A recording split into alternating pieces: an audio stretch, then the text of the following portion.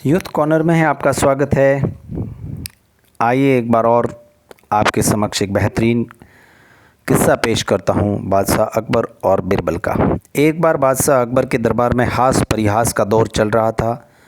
दरबारी ठिठोली करके प्रसन्न हो रहे थे, मौज मस्तियाँ चल रही थी। किसी दरबारी को कुछ मस्ती सूझी और उसने बिरबल से कहा, जब खुदा रंग बांट रहा था तो आप कहाँ गए थे बिरबल साहब? मतलब उन्होंने टोंट मारते हुए कहा कि आपका रंग इतना बदसूरत क्यों है, इतना ख़राब क्यों है। यह सुनकर अन्य दरबारी भी हंसने लगे, बादशाह भी हंसे, लेकिन बिना कुछ कहे। बादशाह सहित सभी दरबारी गोरे रंग के थे, उन सब में केवल बिरबल का रंग ही सांवला था। बिरबल ने भी सुना। दरबारियों को लगा कि आज बिरबल की हेठी अवश्य होकर रहेगी। बादशाह भी पूछ बैठे, हाँ हाँ बताओ बिरबल बताओ, तुम्हारी खूबसूरती बढ़ रही थी, तब तुम कहाँ गए थे? दरबारी आशा कर रहे थे कि बिरबल कहेंगे मेरी बदसूरती में मेरा क्या दोष, माँ बाप और संस्कार वही इसकी वजह है।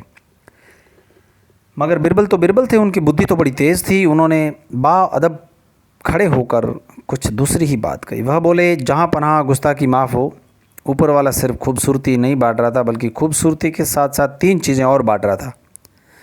वे चीज़ें थी दौलत, अक्ल और ताकत। मेरा नंबर आया तो मैं अक्ल यानी बुद्धि लेने उस तरफ भागा जहाँ वहाँ बट रही थी, और लोग जहाँ एक एक मुट्ठी ही में ही तसल्ली करके दौलत, ताकत और खूबसूरती लेने के लिए दौड़ रहे थे, ऐसे अक्ल में मैं 4 मुट्ठी अक्ल के लिए रुक गया था। बस बुद्धि के चक्कर में खूबसूरती, दौलत और ताकत को पाने से पीछे रह गया था। यह सुनकर बादशाह खिलखिलाकर हंस पड़े। बिरबल ने बड़ी चतुराई से न सिर्फ उनकी खूबसूरती का ही बल्कि उनकी दौलत, ताकत का मजाक भी उड़ा डाला। बिरबल ने खुद को अन्य से 3 गुना बुद्धिमान साबित करके विरोधियों की आशाओं पर पानी फेर दिया। शिक्षा इस कहानी से हमें यह मिलती है, इस किस्से से हमें यह सीखने को मिलता है कि इसको कहते हैं नहले पे दहला मारना। हास परिहास जब भी किया जाए, ऐसा किया जाए कि विरोधी को चित्त परिचित कर दे।